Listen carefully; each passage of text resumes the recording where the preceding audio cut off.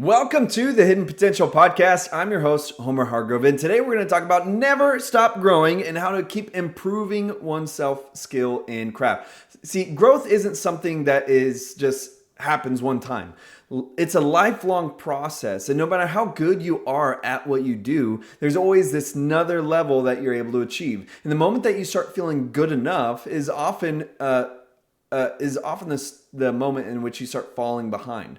So whether it's your leadership, your business, ministry, or any other field, the people who truly succeed are the ones who commit to that consistent growth, not just when they feel like it and not just when they have time, but as a discipline and a way of life of trying to get better. And in this episode, we're going to be talking about how to continually sharpen those skills and push past that complacency as we keep trying to grow within our craft. Because if you're not getting better, you're more than likely getting stagnant. And that's that place that no leader, no creator, no professional should stay for very long. And so we're going to get into it. And as a preface, just before, if anyone's on the verge of burnout, maybe this isn't the thing to encourage you during that time. There are seasons in which we're growing and we're striving, and there are definitely seasons of rest. But if we just kind of not conscious of those moments and let that rest turn into just like forever, then we're never going to end up growing again. So just as a little clarity there. So let's get into the main idea today. And this is how to make consistent growth a natural part of your life so you never plateau in your skills or expertise. And the first idea is to keep a student mindset. No matter how good that you get, the moment that you think you've arrived is often the moment that you stop growing. And no one, no matter how experienced, no matter how talented, is beyond learning. The best in any field, whether it's athletes, business leaders, creatives, all have one thing in common, and that is that they try to stay teachable. And the best way to ensure you keep growing is to adopt that student mindset, knowing that there's always something for you to learn and grow in. That means seeking out knowledge intentionally. Instead of just waiting for the moment that you feel left behind, it's something that you're proactive about. Learning from people ahead of you, even if you're younger or less experienced, if they are even younger or less experienced in some areas, there's still ability for you to learn from them. Maybe you even have like that someone that just got hired within your organization, and you notice that they have like a sense of tenacity. Maybe they don't know what they're doing, but they're at least passionate about it, and it's something that you can learn from and adapt for yourself. And it's also about being humble enough to admit that there's more to learn. That ego wants to say, I'm here. I've got it. I've got it all together. There's nothing else for me to learn. I'm the best. But really just ask yourself for a moment, do you really think you're the best? Do you really think that you're at the top of your game? I used to like to do this little practice to where when I would meet young leaders and have like a kind of like a mentoring session with them, I would ask them, if you were to grade yourself on a scale of 1 to 10 as a leader, what would you grade yourself? And so many people would be like, probably a 7, right? And you're talking about like within the first year or two of their leadership. And it's like, whoa, so like, do you think that you've already nearly maxed out your level of leadership, that there's only 2 more steps for you to learn? And they're like, well, I guess when you put it like that. And so it's this idea of regularly asking yourself, what's one thing that I don't know yet that could help me to be better at this? And then go find the answer. Now, the second part of this is the idea of creating a habit of improvement. See, growth isn't just something you do once. It's this habit. It's like a lifestyle. And the key to long-term mastery isn't just these making huge improvements overnight, but it's making these almost like 2 millimeter shift improvements throughout these seasons. It's these days and seasons which these 2 millimeter shifts add up over time. The problem is that most people only grow when they're forced to. It's the idea of waiting until you're behind, until you're struggling, until you're facing a challenge before you ever start trying to learn again. But what if you made this habit of trying to, this idea of like trying to increase 1% every week or every month? It's like over a year, it adds up to big improvement. Would you rather just be stagnant and have this big drive where you're like, I'm gonna just sprint to the finish, I'm gonna grow so much and burn out after 3 weeks and realize that it's not for you, and I guess it's just fine for now, or have this idea to where you're starting this marathon at a walking pace and 1%, over time. And if you were to imagine this idea of, in a year, if I am consistent, I could grow like 10% in my leadership. And that's like this really tangible idea, and that is much more achievable and much more realistic than this idea that I'm going to double my leadership this month. Let's just like calm down and have this idea that this is a kind of a slow process of trying to improve oneself. Even think about the ways that we do this, like reading books, reading something new. Even if it's only 10 minutes a day, but it's like this idea that how long does it take to read through a book, depending on how fast of a reader you are or how interested you are in the book. So if it takes that long just to read through one book, and it usually has like one core concept, or maybe it has a like bunch of different tips. But if it's just that to read through a book, how much more could you imagine that it actually takes to apply that book in a realistic way? Other ways besides reading books is listening to podcasts or audiobooks, related to your craft. There's been so many times where I'll go through this season where I'm trying to see what I can take away from like a podcast. Maybe it's not a podcast I necessarily like listening to on a regular basis. It's not my like preferred podcast, but it's a podcast I could find and pull a couple nuggets out. And there's some again, like kind of like uninteresting podcasts that I found, to where one of the nuggets I found in like a title that seemed like it was relevant to me at the time, and I was able to pull some like really great things from it. Even like small things, like even just for me, public speaking is a big part of my craft. And there's a podcast I listened to one time that wasn't, again, like not my favorite podcast. I'm not waiting for their next release. But I looked through and I found, saw a title that was interesting, is like 10 things that could help you improve your daily work. And one of those things was just like getting this journal. And I went from, instead of like printing out my notes on a full sheet of paper, the guy was just talking about how he got this journal and how he separates his notes and prints them off and puts them in here, and that he's able to hold the notebook like this while going through his sermon or going through his talk.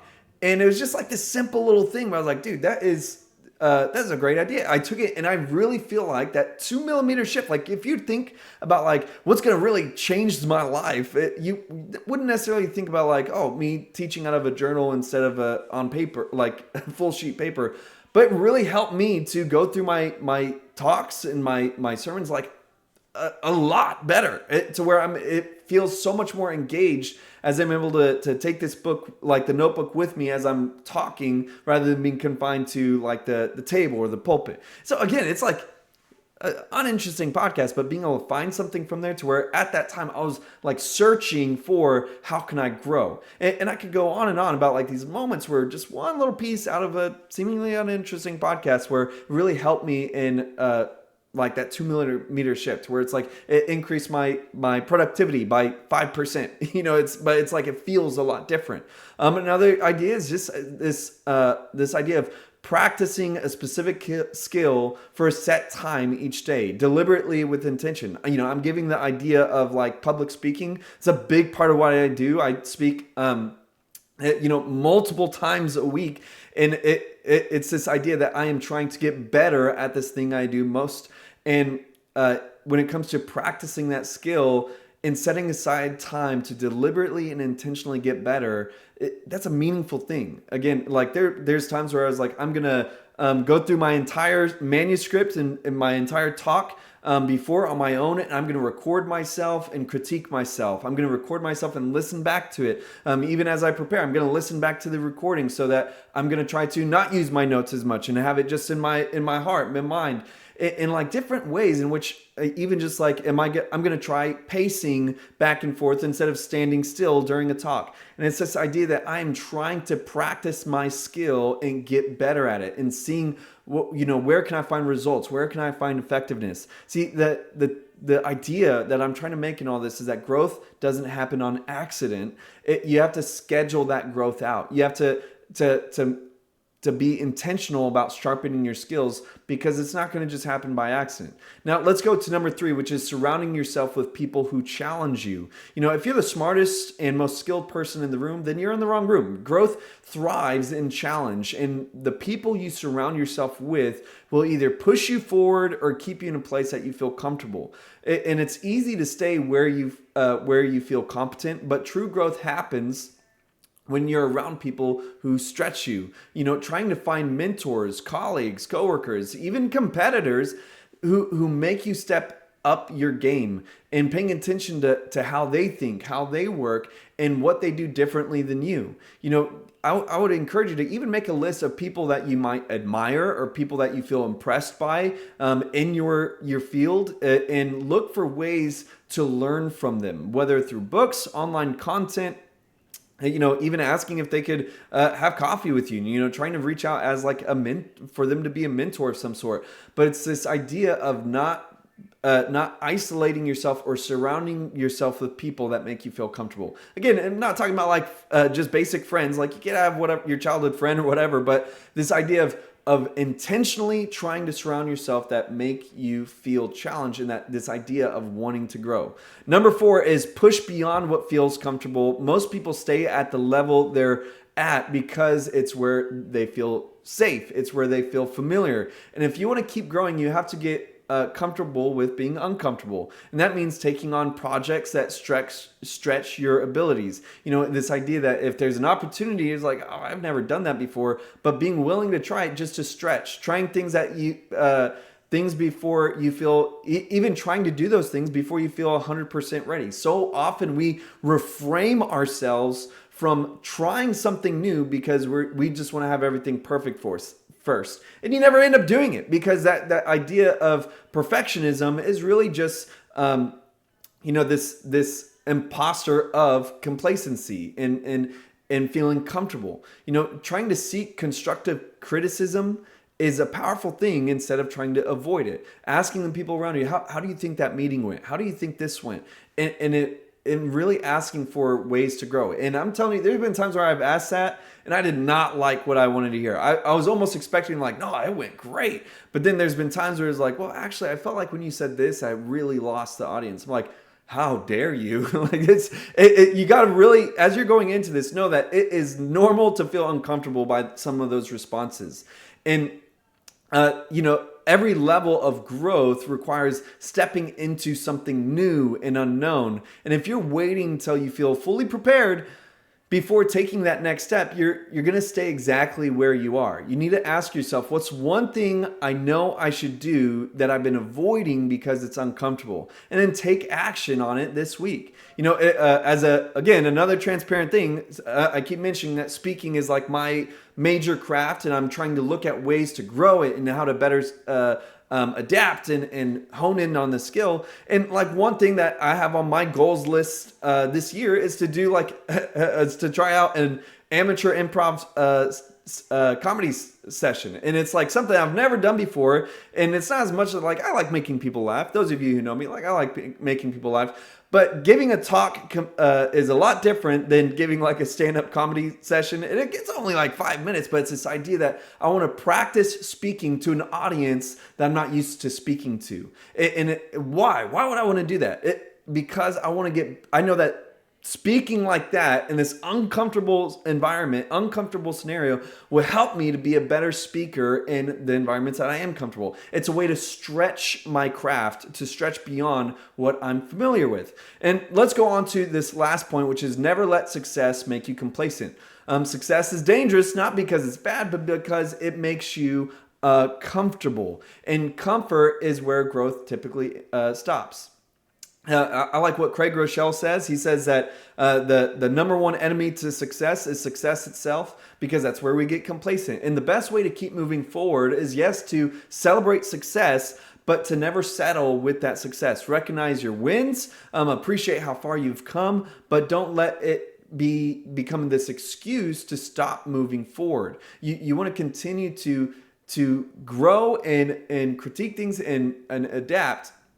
And to understand that great leaders, great entrepreneurs, these great professionals are not just driven by failure, but they're driven by the idea that there's always more to learn. There's more to improve. There's more to achieve. And we shouldn't let the feeling of being good enough rob you of what your potential is for next.